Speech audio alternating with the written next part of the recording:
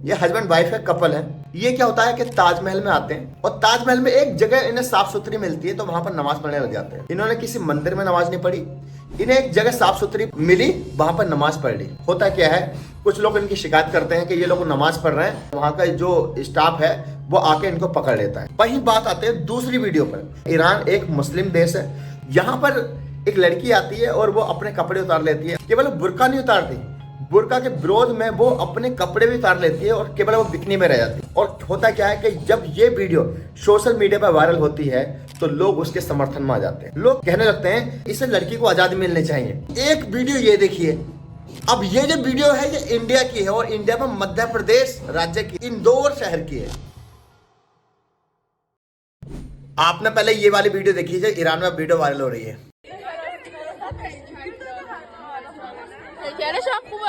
और ये वीडियो ना मुझे मजबूरी में और इमरजेंसी बनानी पड़ रही है, इसलिए आप ये हालात देख रहे होंगे।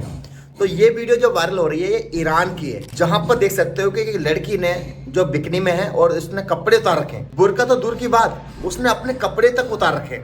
इसको लेकर पूरी दुनिया में बवाल हो गया और लोग जो है महिलाओं की आजादी की बात करने लगे और स्पेशली हमारे देश में जो कुछ नफरती लोग हैं इस लड़की के सपोर्ट में आ गए। वहीं एक वीडियो ये देखिए।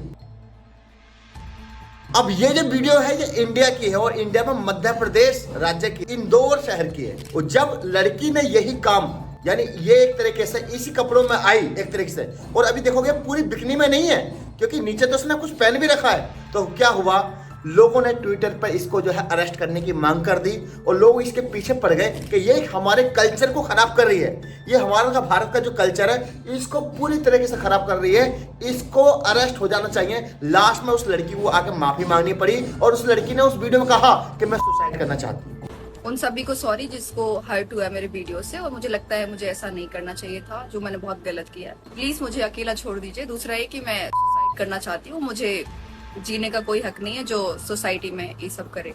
हाय रे हिपोक्रेसी, देख रहे हो किस लेवल का दोगलापन है। यानी एक तरफ उस लड़की की आजादी की बात की जा रही है ईरान के अंदर, ये जो लड़की मतलब जो कपड़े पहन रही है बिल्कुल ठीक कर रही है, इससे आजाद होना चाहिए।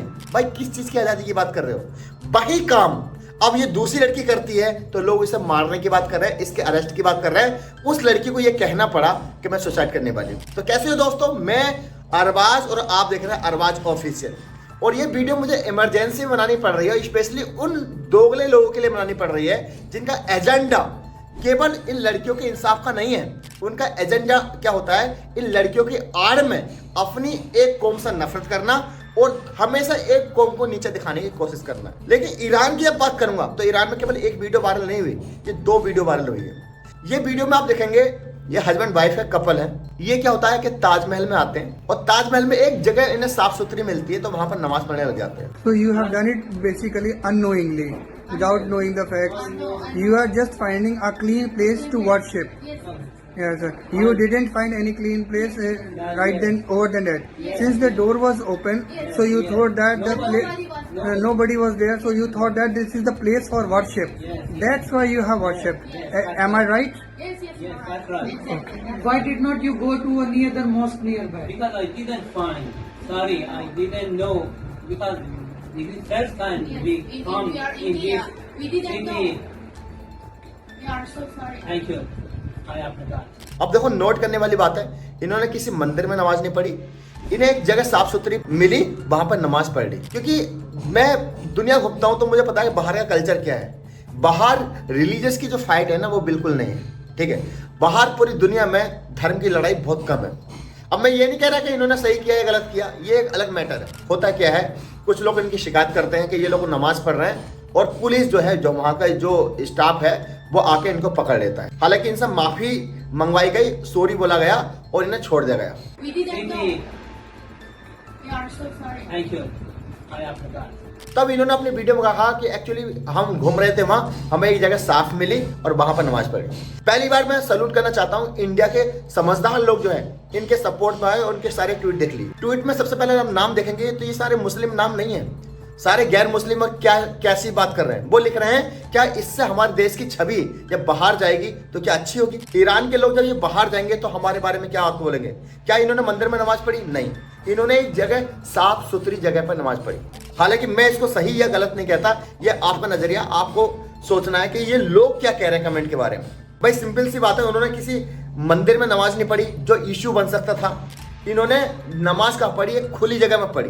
खैर, इन्होंने उसको अपोलॉजी किया, इन्होंने उस चीज़ के लिए माफ़ी मांगी कि हम जो है नमाज नहीं पढ़ेंगे यहाँ पर। और इनकी ये सोच ये थी कि यार ये ताजमहल जो है कोर्ट यार्ड पूरी खाली जगह पड़ी है, कहीं जगह नमाज पढ़ लेते हैं। ये पहली वीडियो थी जो मैंने आपको बताई ईरान की।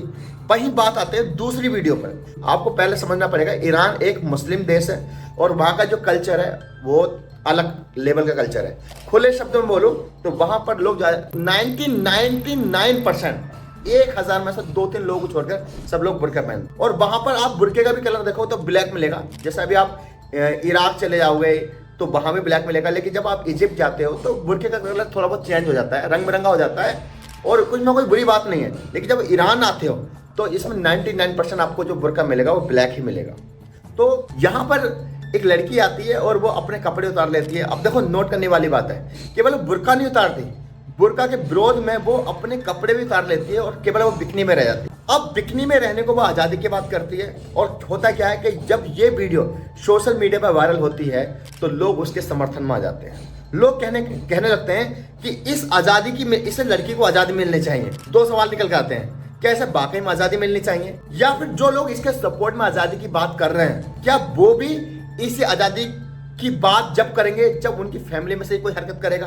क्योंकि इसका मैं बेस्ट एग्जांपल देता हूं। इंडिया में अभी क्या हुआ कि इंदौर में ये लड़की आप देख सकते हो, जब उसने कपड़े चेंज किए तो क्या हुआ कि लोग इसके खिलाफ ट्विटर पर आ गए और इसको अरेस्ट होने की बात करने लगे।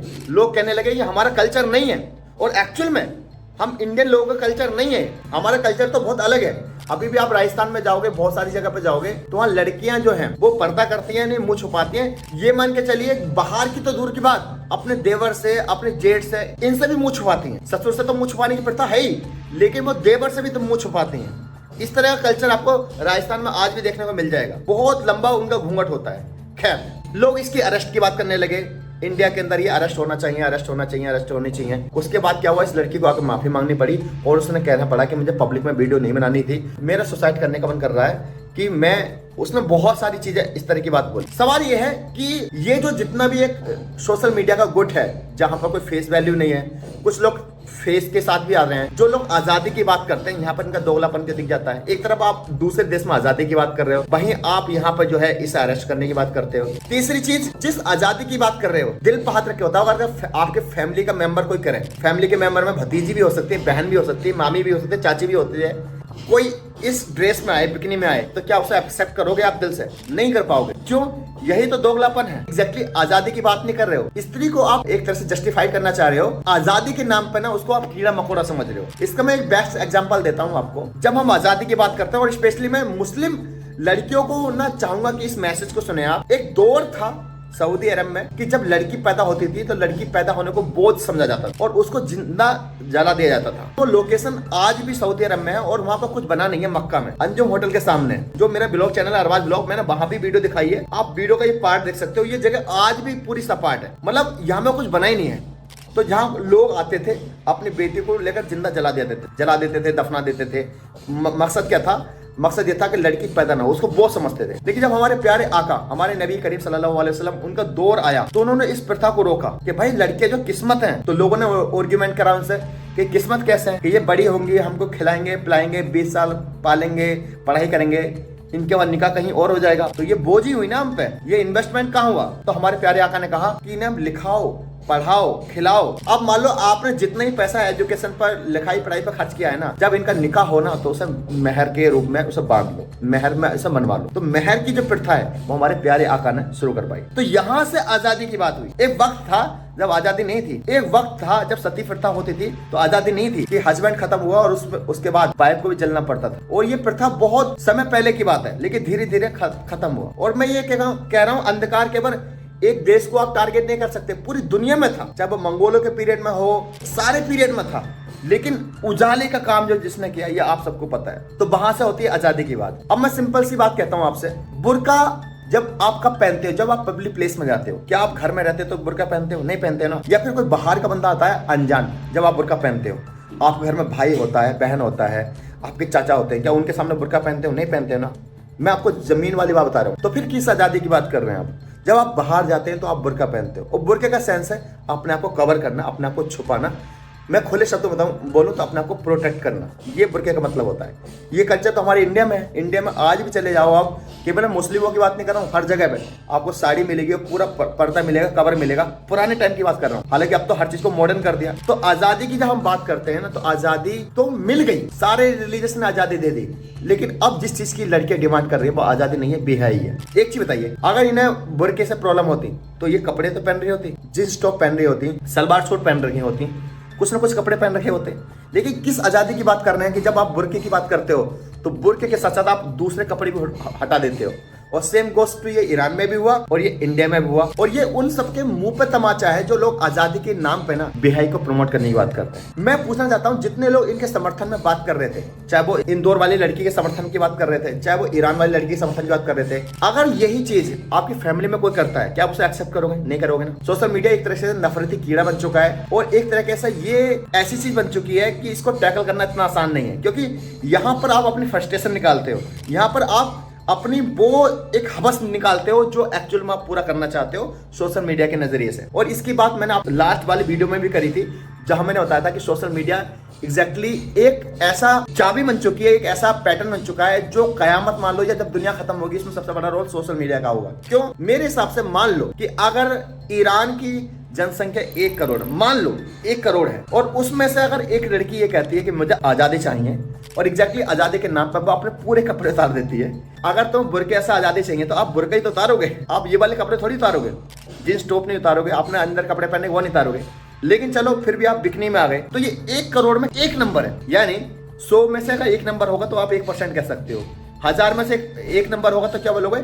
0.1%। लेकिन ये तो 0.0001% भी नंबर नहीं है। मतलब ऐसी बात आनी नहीं चाहिए महफिल में। देखिए, कहते हैं ना सोशल मीडिया क्या होता है, ये नफरत को आगे करता है। जैसे मैंने आपसे बताया था कि हर घर में एक निकम्मा होता है जिससे पूरा खानदान परेशान होता है, हर खानदान में, हर मोहल्ले में एक निकम्मा होता है जिससे पूरा खानदान परेशान होता है, और ये कभी खत्म नहीं होगी चीजें, ये तो खत्म जब ही होगी जब ये दुनिया खत्म होगी। तो अब ऐसे में क्या लॉजिकली ये पॉसिबल हो सकता है कि पूरी दुनिया में या एक देश में एक ऐसा इंसान ना हो जो साइको ना हो या पागल ना हो या जो आजादी की बात ना करे? ऐसा इंसान होगा जिसे हमेशा सिस्टम से परेशानी होगी, जिसे हमेशा इस्लाम से दिक्कत होगी, जिसे हमेशा सनातन धर्म से दिक्कत होगी, जिसे हमेशा अच्छी चीज से दिक्कत होगी। लेकिन सोशल मीडिया हमेशा उसी चीज को आपके सामने रखेगा, और यही जो है दुनिया का अंत की एक निशानी होगी। आई होप ये वीडियो आपको पसंद आई होगी, समझ में आया होगा कि हिपोक्रेसी किस लेवल की होती है कि एक तरफ ईरान में जब लड़की है जो बिकनी में आती है तो लोग इसके जो है आज़ादी की बात करते हैं, वहीं इंदौर के अंदर आती है तो लोग इसके अरेस्ट होने की बात करते हैं कि अरेस्ट होनी चाहिए लड़की और इसे पकड़ा जाना चाहिए। आई होप दोस्तों ये वीडियो आपको पसंद आई होगी। मेरा एक जो है अरबाज ब्लॉग चैनल है जहाँ पर मैं ट्रैवलिंग करता हूँ, जहाँ पर लगभग मैं 22 कंट्री घूम चुका हूँ। अगर आपको पूरी दुनिया घूमनी है घर बैठे तो आप अरबाज ब्लॉग चैनल को भी सब्सक्राइब कर सकते हैं, साथ ही साथ मुझे आप इंस्टाग्राम पर भी फॉलो कर सकते हैं अरबाज ब्लॉग से। जय हिंद, अपना ख्याल रखें।